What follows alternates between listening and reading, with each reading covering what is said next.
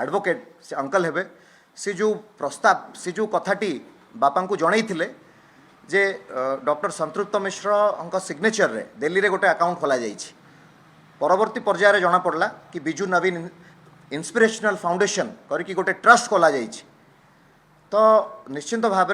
मनरे सन्देह आसीथिला बापांकर जो कथा आपण देखिबे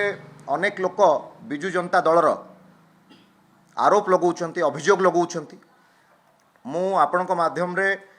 सेमानकु मध्य प्रश्न करिवा पई चाहे एवं मोर उत्तर मध्य रखिवा पई चाहे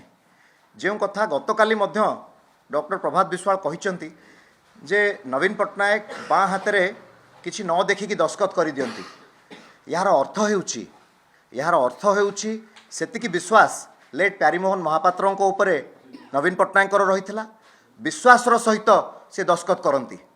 एवं सेतिकी विश्वास मध्य लेट प्यारीमोहन महापात्र परे परे वीके पांड्यान को उपरे मध्य रही किंतु मनरे भय सृष्टि होता डॉक्टर प्रभात विश्वाल जे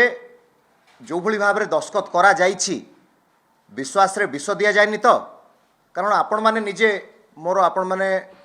मीडिया रो बंधु माने समस्ते आज ये उपस्थित अच्छा आपण माने निजे अनुभव करंतु गोटे कथा जदि गोटे सत कथा को 19 दिन लगे कि गोटे सत कथा को लोकलोचन को आनिबा पई जेतेबेले डॉक्टर प्रभात विश्वाल ए कथाटी नवीन निवास रे कहिथिले जे डॉक्टर संतृप्त मिश्र को आपण राज्यसभा पठांतु नाही तांकर दल प्रति किसी अवदान नाही गोटे संवेदनशील आसन कटक रु तांकु लोकसभा प्रार्थी करिथिला बिजू जनता दल 77,000 वोट मार्जिन रे सी परास्त होइथिले ता परे परे तांकु रिवार्ड मिलिथिला पॉलिटिकल सेक्रेटरी टू नवीन पट्टनायक ता परे पुनर्बार तांकु आउथरे रिवार्ड मिलिला राज्यसभा प्रार्थी भाव में से किसी आपत्ति नाही आमर व्यक्तिगत शत्रुता संतृप्त मिश्र संगे किसी नाही।